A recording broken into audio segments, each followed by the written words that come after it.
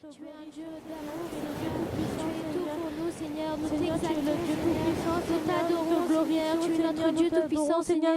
Tu es le seul Dieu qui existe sur notre terre, Seigneur. Tu es notre Sauveur, Seigneur. Tu es le Dieu d'Israël, Seigneur. Nous te louons, Seigneur. Nous t'exaltons, Seigneur. Nous te louons, Seigneur. Nous t'adorons, Seigneur.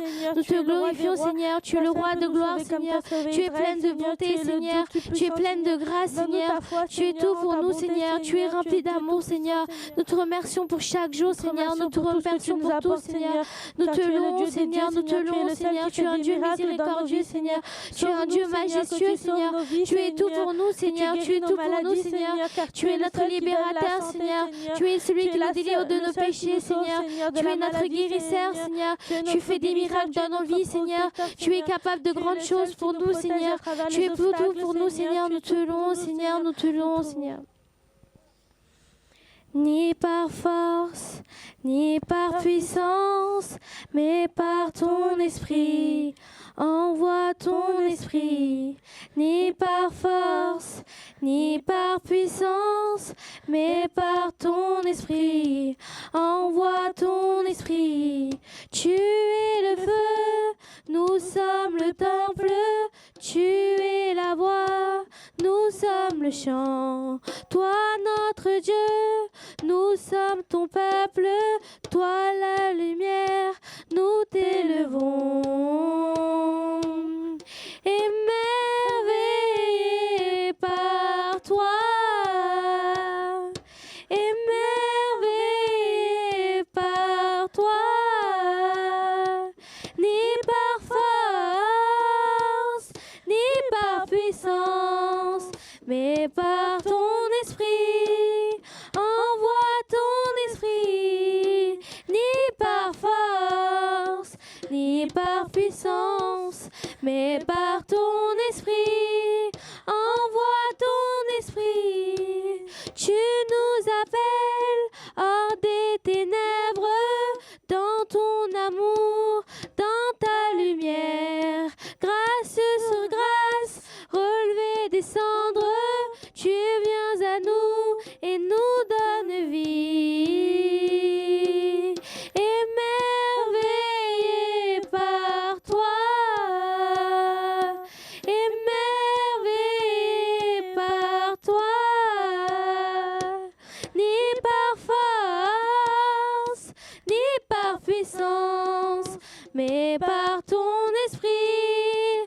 Envoie ton esprit, ni par force, ni par puissance, mais par ton esprit. Envoie ton esprit, ni par force, ni par puissance, mais par ton esprit. Envoie ton esprit. Seigneur, nous te louons, Seigneur, nous t'exaltons, Seigneur, nous t'adorons, Seigneur, tu es notre Dieu tout-puissant, Seigneur, tu es le Créateur du ciel et de la terre, Seigneur, tu es tout pour nous, Seigneur, tu es un roi de gloire, Seigneur, tu es l'alpha, oméga, Seigneur, tu es notre berger, Seigneur, avec toi on manquerait de rien, Seigneur, tu es tout pour nous, Seigneur, tu es notre bouclier, Seigneur, tu es notre cuirasse, Seigneur, nous t'adorons, Seigneur, nous t'exaltons, Seigneur, tu es tout pour nous, Seigneur, nous t'adorons, Seigneur, nous t'adorons, Seigneur, nous t'exaltons, Seigneur, nous te louons, Seigneur, tu es tout pour nous, Seigneur, tu es notre bouclier, Seigneur, tu es notre guérisseur, Seigneur, tu es notre délivrateur, Seigneur, tu es tout pour nous, Seigneur, tu es notre sauveur, Seigneur, tu es le Dieu d'Israël, Seigneur, tu es le Dieu de Sion, Seigneur, nous te louons, Seigneur, fortifie chacun de nous ici, Seigneur, fortifie-nous, Seigneur, bénis chacun de nous ici, Seigneur, purifie nos cœurs, Seigneur, Seigneur, faites que le Saint-Esprit nous visite, Seigneur, faites que le Saint-Esprit soit ici, Seigneur. Faites qu'il agisse en nous, Seigneur. Faites qu'il agisse en nous, Seigneur. Faites qu'il nous fortifie, Seigneur. Fortifie chacun de nous ici, Seigneur. Conduis-nous dans la bonne voie, dans le bon chemin, Seigneur. Éloigne-nous des méchants, des pécheurs, Seigneur. Protège-nous, Seigneur. Protège chacun de nous ici, Seigneur. Nous te remercions pour tout, Seigneur. Nous te remercions. Nous protéger, Seigneur. Orenalum yene marva devum nire Nanjiore ummei tudikire Orenalum yene marva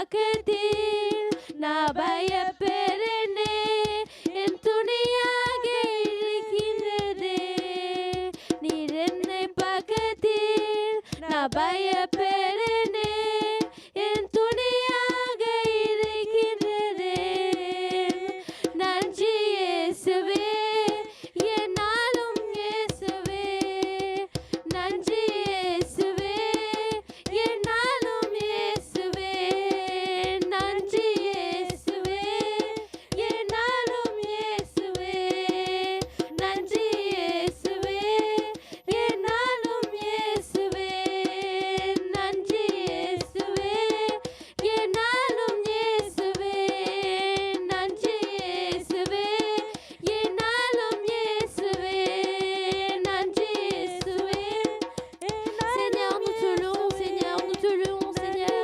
Nous t'exaltons, Seigneur. Faites que le Saint-Esprit agisse en moi, Seigneur. Faites que le Saint-Esprit agisse en nous, Seigneur. Nous te louons, Seigneur. Nous t'exaltons, Seigneur. Nous te remercions pour chaque jour, Seigneur. Nous te remercions pour tout, Seigneur. என்னாலும் இயேசுவே நன்றி இயேசுவே என்னாலும் இயேசுவே ஒரு நாளும் என்னை மறவா தெய்வம் நீரே நன்றியோடு உம்மை துதிக்கிறேன் Seigneur, nous te louons, Seigneur, nous t'exaltons, Seigneur, nous t'adorons, Seigneur. Faites que le Saint-Esprit agisse en nous, Seigneur. Faites que le Saint-Esprit agisse en nous, Seigneur. Faites qu'il vienne nous rendre visite, Seigneur. Nous te louons, Seigneur, nous t'exaltons, Seigneur. Tu es notre libérateur, Seigneur. Tu es notre délibérateur, Seigneur. Tu es notre guérisseur, Seigneur. Tu es tout pour nous, Seigneur. Tu es notre berger, Seigneur. Avec toi, on ne manquerait de rien, Seigneur. Nous te remercions pour chaque jour, Seigneur. Nous te remercions pour tout, Seigneur. Nous te remercions pour la bonne santé que tu nous donnes, Seigneur. Nous te remercions pour le souffle de vie, Seigneur. Nous te remercions pour tout l'amour que tu nous donnes chaque jour, Seigneur. Nous te louons, Seigneur. Nous t'exaltons, Seigneur. Tu es plein de grâce, Seigneur. Tu es un Dieu de compassion, Seigneur. Tu es un Dieu d'amour, Seigneur. Nous te louons, Seigneur. Nous t'exaltons, Seigneur. Tu es l'alpha oméga, Seigneur. Tu es le Dieu miséricordieux, Seigneur. Tu es majestueux, Seigneur. Tu es tout pour nous, Seigneur. Tu es tout pour nous, Seigneur. Tu es le roi des rois, Seigneur. Tu es le roi de gloire, Seigneur. Tu es le Dieu d'Israël, Seigneur. Faites que le Saint-Esprit agisse en nous, Seigneur. Faites que le Saint-Esprit agisse en moi, Seigneur. Faites qu'il vienne nous rendre visite, Seigneur. Faites que le Saint-Esprit brûle en nous, Seigneur. Nous te remercions pour tout, Seigneur. Inju manadum yen Yesu tadgirar Inju manadum yen Yesu tadgirar துதிப்பேன் துதிப்பேன் துதித்து கொண்டே இருப்பேன் துதிப்பேன் துதிப்பேன் துதித்து கொண்டே இருப்பேன் அல்லேலூயா ஆனந்தமே அல்லேலூயா ஆனந்தமே அல்லேலூயா ஆனந்தமே அல்லேலூயா ஆனந்தமே உம்மை துதிப்பேன் துதிப்பேன் துதித்து கொண்டே இருப்பேன் உம்மை துதிப்பேன் துதிப்பேன் துதித்து கொண்டே இருப்பேன் உன்னத மறைவில் வல்லவர் நிழலில் என்றும் தாங்குவேன் உன்னத மறைவில் வல்லவர் நிழலில் என்றும் தாங்குவேன் தேவனை நோக்கி அதிகார பாறை என்று சொல்லுவேன் தேவனை நோக்கி அதிகார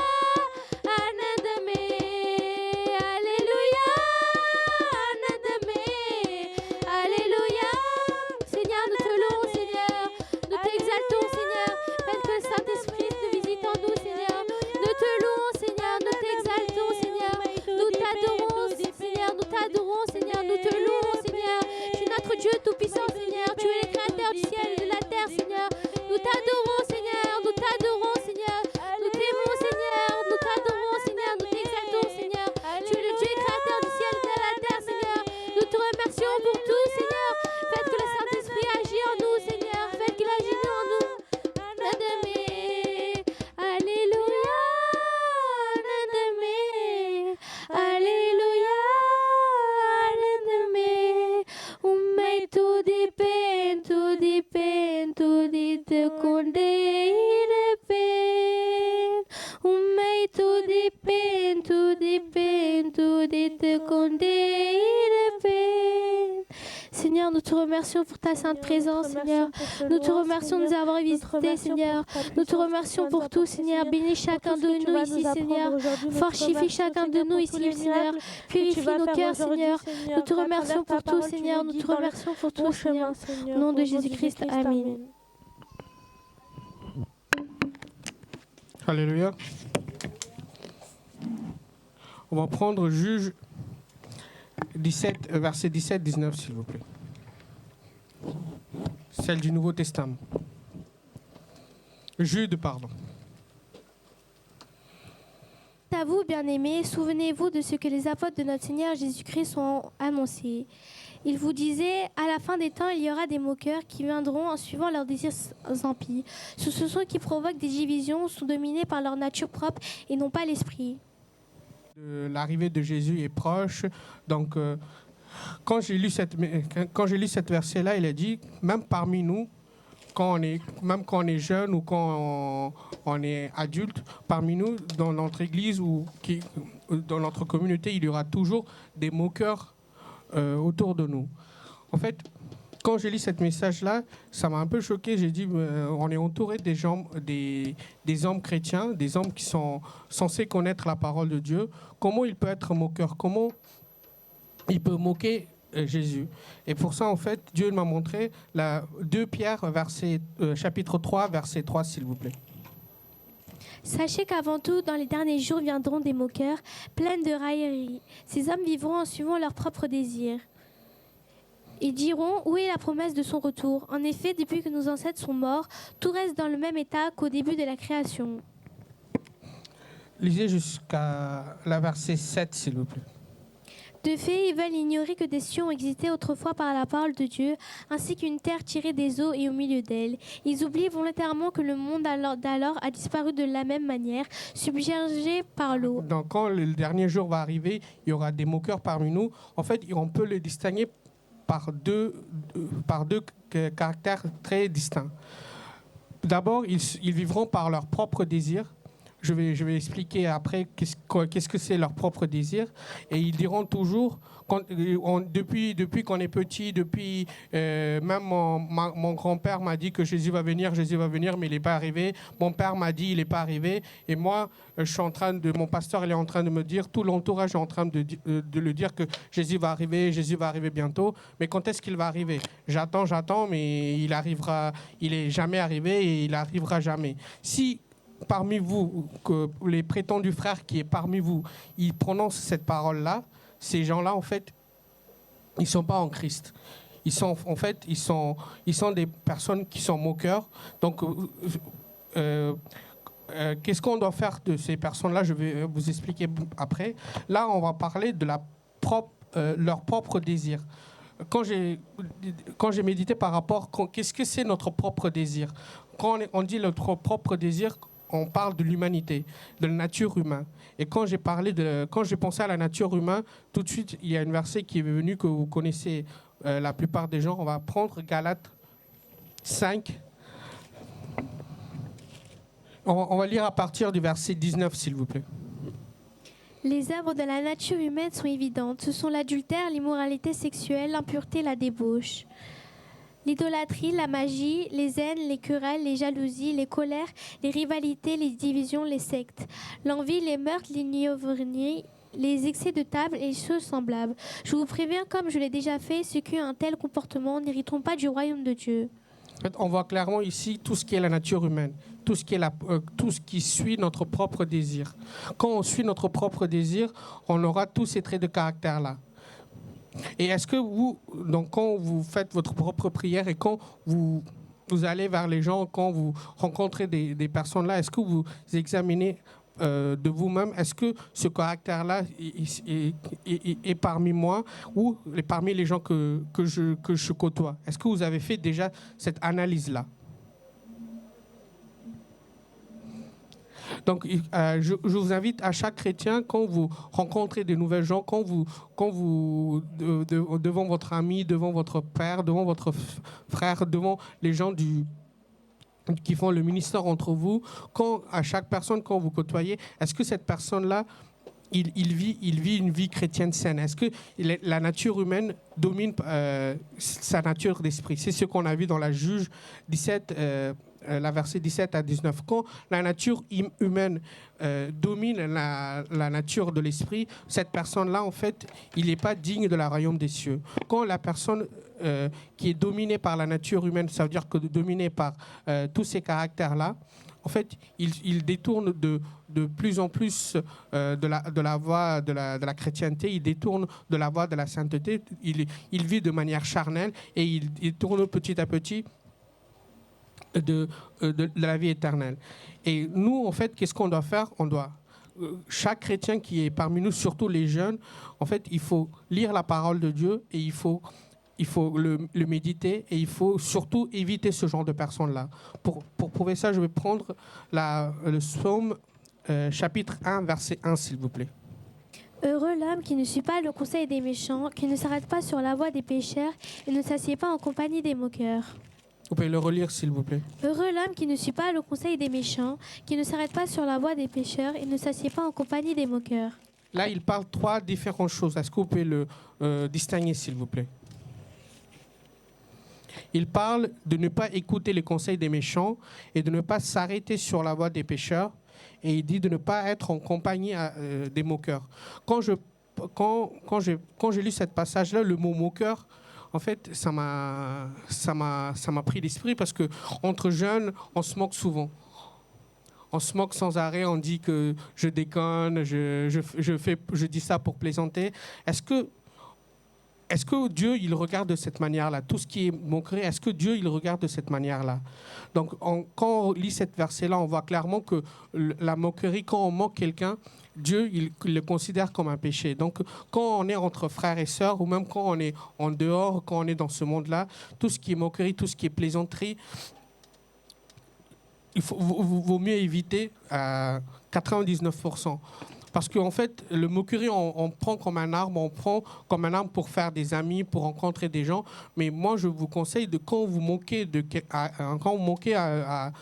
quelqu'un, est-ce que vous pensez comment ça, lui, il va le prendre? Est-ce s'il le prend bien, il n'y a aucun problème. Mais si vous le blessez, c'est là que vous péchez, d'après moi, d'après la parole de Dieu. Donc, quand vous moquez de quelqu'un, faites très attention comment eux, ils prennent votre moquerie, comment eux, ils prennent votre plaisanterie. Des fois, il peut prendre bien, donc ça passe. Des fois, il ne peut pas prendre bien, vous pouvez le blesser, vous pouvez faire vraiment mal. Donc, faites attention à quand vous moquer de quelqu'un. Et dans cette verset-là, au début, on voit écouter le conseil des méchants. Je répète ça sans arrêt. À qui vous demandez conseil? Quand vous, dans votre vie, surtout les jeunes, quand vous traversez une tribulation, quand vous êtes tenté par quelque chose, quand vous passez des épreuves, à qui vous demandez des conseils? Il faut faire très attention. Quand vous demandez des conseils, même des gens de ce monde-là, ou avec pasteur, ou avec vos parents, quand vous demandez ce conseil-là, vous écoutez. Et la première chose que vous devez faire, c'est vous mettez à genoux, vous priez. Et, écoutez, je traverse ce problème-là, mais certaines personnes me donnent tel conseil. Est-ce que ce conseil-là est conforme à la parole de Dieu? Il faut toujours venir par rapport à la parole de Dieu. C'est ça, en fait, à la fin de la journée, à la fin de votre vie, quand vous êtes mort et quand vous êtes devant Dieu, c'est ces paroles-là qui va vous juger. Si vous obéissez par rapport à cette parole-là, vous aurez la vie éternelle. Si vous n'obéissez pas, c'est forcément vous deviendrez petit à petit un pécheur et vous n'aurez pas la vie éternelle.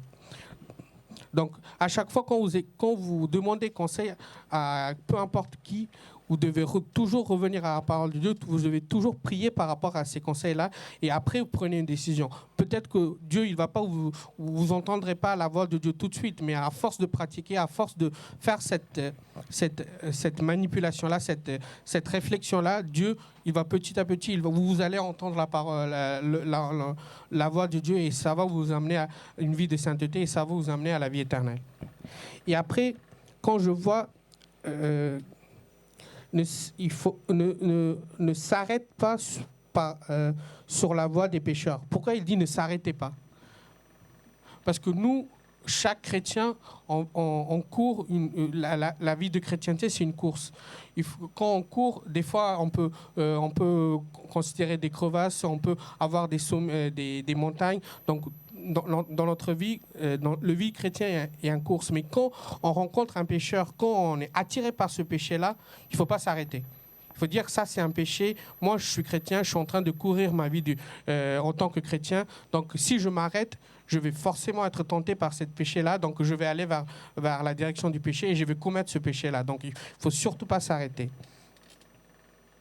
Et quand on va...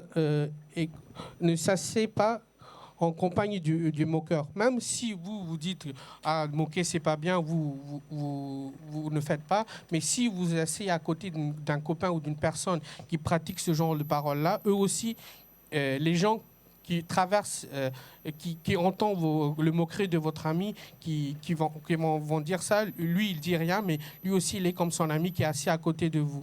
Donc, faites attention avec qui vous êtes amis, avec comment lui, il est. Et, il y a une vieille dicton, il dit « On te jugera comme on jugera ton ami ». Donc, si ton ami, il est un voleur, si tu es à côté de lui, ils vont te dire « Toi aussi, tu es un voleur ». Donc, faites attention avec qui vous êtes amis. Donc, pour distinguer toutes ces personnes-là, forcément, il faut prier, il faut lire la parole de Dieu. On dit, on répète, on répétera sans arrêt ces choses-là. Il faut prier, il faut lire la parole de Dieu. Lire et connaître la parole de Dieu veut dire qu'il faut lire, il faut le comprendre déjà. Pour comprendre, il faut l'Esprit de Dieu. Et après aussi, il faut vivre par rapport à cette parole de Dieu. C'est ça qui est le plus dur. Quand vous essayez de vivre par rapport à la parole de Dieu, une fois, vous trébucherez ou commettrez un péché 2 fois. Et plus vous persévérez par rapport à la parole, plus vous commettrez moins de péchés, et plus votre sainteté, votre esprit va prendre le dessus, et plus vous allez devenir saint. Et quand vous devenez saint, on va lire le psaume 1, on va lire la verset 2, s'il vous plaît. Mais qui trouve son plaisir dans la loi de l'Éternel et la médite jour et nuit. On va lire le verset 3 aussi. Il ressemble à un arbre planté près d'un cours d'eau. Il donne son fruit en sa saison et son feuillage ne se flétrit pas. Tout ce qu'il lui fait lui réussit. Là, on voit on va lire la partie qui donne des fruits. On va le relire, s'il vous plaît. Il ressemble à un arbre planté près d'un cours d'eau. Il donne son fruit en sa saison et son feuillage ne se flétrit pas.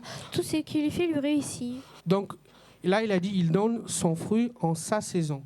Donc, pour donner le fruit de l'esprit, on a vu dans les messages précédents, c'est dans Galates 5, 22.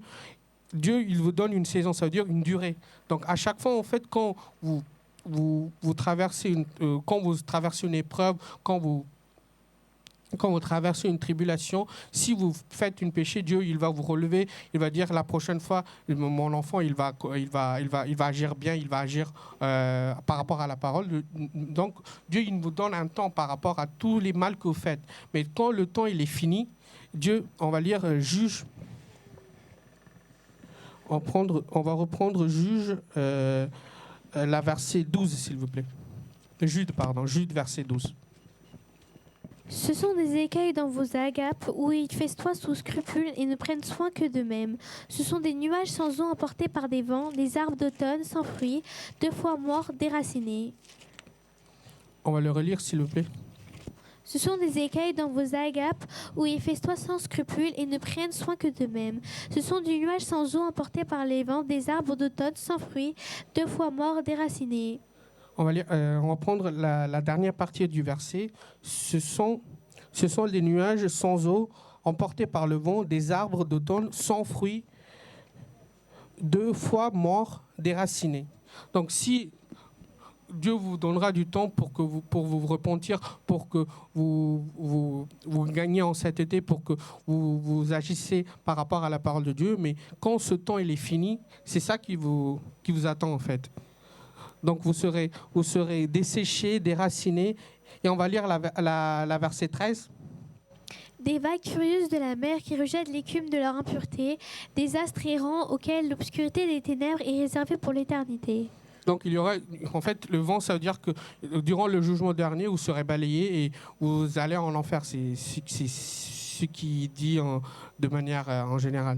Donc, est-ce que vous voulez être une arbre qui donne les fruits au temps voulu et que vous vivez une vie qui plaît à Dieu? Et sinon, si vous voulez, est-ce que vous voulez être une arbre qui est desséché, qui est déraciné et à la fin qui va en enfer? C'est à vous de décider. Dieu, il vous a dit tout ce qui est bien et tout ce qui est mal. Et c'est à vous de choisir, mais en fonction de votre choix, soit vous choisissez des choses bien, vous allez au paradis, soit les choses que moi je veux vivre par rapport à ce monde-là. Jésus, quand il va venir, il va venir. Pour l'instant, je ne l'ai pas vu. Le pasteur, il dit des choses. Toutes les personnes qui se donnent le message, il dit des choses. Moi, je veux vivre de ma propre nature, de ma propre désir. Libre ton choix. Mais durant le jugement dernier, tu seras jugé et tout ce qui t'attend est écrit dans la Bible. Donc, il faut faire très, très attention par rapport à votre choix aussi. Et là, on va repartir sur Galates 5, 22, s'il vous plaît. Mais le fruit de l'esprit, c'est l'amour, la joie, la paix, la patience, la bonté, la bienveillance, la foi, la douceur, la maîtrise de soi. Donc là, vous avez vu tout ce qui est le fruit de l'esprit. Pour moi, on peut dire aussi la nature de l'esprit. D'après vous, qu'est-ce qui est le plus important?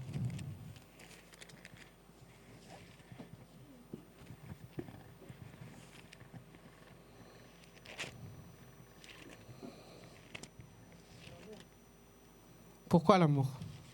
C'est vrai, mais pourquoi l'amour?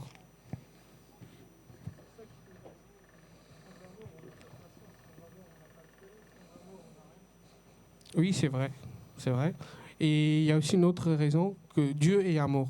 Mais quand tu prends le Bible, et si tu dois, en un mot, dire que ce qui représente la Bible, c'est l'amour de Dieu pour les hommes. Donc, l'amour est la plus importante. En fait, qu'est-ce qui est le vrai amour? On va prendre, pour lire ça, on va le prendre 1 Corinthiens 13, on va lire de 4 à 7, s'il vous plaît. L'amour est patient, il est plein de beauté, l'amour n'est pas envieux, l'amour ne se vante pas, il ne s'enfle pas d'orgueil, il ne fait rien de malhonnête, il ne cherche pas son intérêt, il ne s'irrite pas et ne soupçonne pas le mal, il ne se réjouit pas de l'injustice, mais il se réjouit de la vérité, il pardonne tout, il croit tout, il espère tout, il supporte tout. En fait, quand j'ai lu ça, j'ai dit, il supporte tout, mais quand nos parents, quand le pasteur, quand on commet des erreurs, ils ne supportent pas tout. Ils disent, ouais, c'est bon, la prochaine fois, tu peux mieux faire. Mais il ne dit jamais ça. D'abord, qu'est-ce qu'ils font? Ils nous grondent. Ils disent, pourquoi tu as fait ça? Tu sais, à cause de toi, je subis ça. Donc, quel est le but de l'amour? Des fois, en fait, nos parents, ils nous grondent, des fois, ils nous punissent même, mais c'est pas pour nous pourrir la vie, en fait. C'est pour nous édifier. En fait, quand j'ai lu ça, j'ai eu une image d'un marteau. En fait, avec un marteau, on peut casser un truc, mais aussi avec un marteau, on peut prendre des bois, on peut construire. Donc le marteau, ils peuvent servir à quelque chose, à détruire quelque chose et aussi à construire. Vos parents, c'est pareil. Quand ils donnent des conseils, c'est pas pour vous détruire, c'est pour vous construire. Donc, à chaque fois quand le pasteur, des gens, quand ils vous donnent des conseils, quand ils vous grondent, ne prenez pas mal. Même Dieu, des fois, en fait, quand vous commettez des péchés, il va vous punir. C'est marqué dans les versets, j'ai 10 minutes, je ne peux pas tout prendre. Mais quand Dieu il vous punit, quand le pasteur il vous punit, quand vos parents ils vous punissent, il faut l'accepter. Il faut dire que s'il punit, c'est aussi une preuve d'amour. C'est qui n'est pas marqué dans la Bible, mais je vous explique quand même. Donc, est-ce qu'on peut relire la verset 4 à 7, s'il vous plaît? L'amour est patient, il est plein de bonté, l'amour n'est pas envieux, l'amour ne se vante pas, il ne s'enfle pas d'orgueil, il ne fait rien de malhonnête, il ne cherche pas son intérêt, il ne s'irrite pas, il ne soupçonne pas le mal, il ne se réjouit pas de l'injustice, mais il se réjouit de la vérité. Il pardonne tout, il croit tout, il espère tout, il supporte tout. Donc, je vous invite, toutes les personnes qui sont autour, surtout les jeunes, que vous avez des amis, des relations, des gens, des frères qui sont autour de vous. Est-ce que pour que ces gens-là disent, est-ce que ces gens-là, ils nous aiment vraiment? Donc, est-ce que je vous invite à prendre cette verset-là et à scanner cette personne-là par rapport à cette verset-là? Est-ce qu'il est patient avec moi? Est-ce qu'il est en plein de beauté avec moi? Est-ce qu'il n'a pas d'envieux avec moi? Est-ce qu'il se vante devant moi? Est-ce qu'il s'enfle d'orgueil devant moi? Est-ce qu'il est malhonnête devant moi? Est-ce qu'il cherche son intérêt au lieu de que mon intérêt? Est-ce qu'il s'irrite devant moi? Est-ce qu'il parle de l'injustice? Est-ce qu'il pardonne? Est-ce qu'il croit en moi? Est-ce qu'il espère en moi? Est-ce qu'il supporte tout ce que je fais?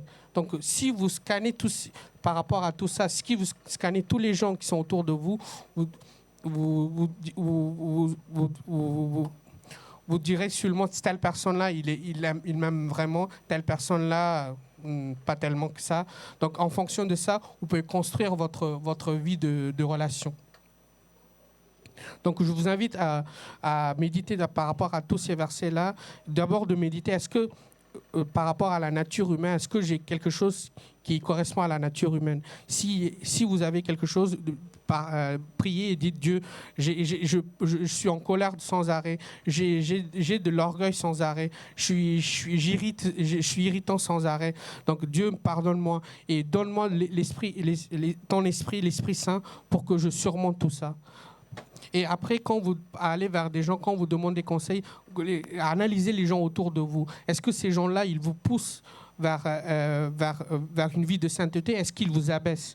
Donc, s'ils vous abaissent, ils vous font rabaisser, ils vous font faire des péchés, pour moi, je vous conseille de détourner de ces personnes-là et de chercher de nouveaux amis, de chercher de nouvelles relations. Et comme ça, en fait, tout le but d'un chrétien, c'est d'aller au paradis. Peu importe les gens qui sont ici, un jour, ils peuvent te couvrir d'amour, un autre jour, ils peuvent te casser derrière toi. L'amour de ce monde-là, l'amour des gens qui sont autour de toi, c'est que de la vanité. Il faut chercher d'abord l'amour de Dieu, d'abord à plaire à Dieu, et tout le reste te suivra automatiquement.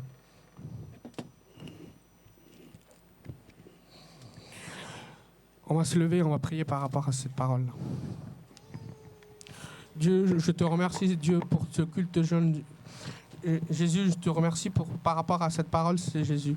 Et nous te remercions pour que tout ce que tu nous as fait depuis la semaine, toute cette semaine, nous te remercions pour ça, Seigneur. Tu nous as protégés, tu nous as guidés, nous te remercions pour ça, Seigneur.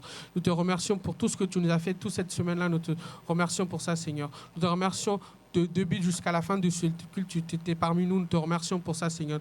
Nous te remercions pour la personne qui a fait le culte, Seigneur. Nous te remercions pour ça, Seigneur. Nous te remercions pour la personne qui a donné le message, Seigneur.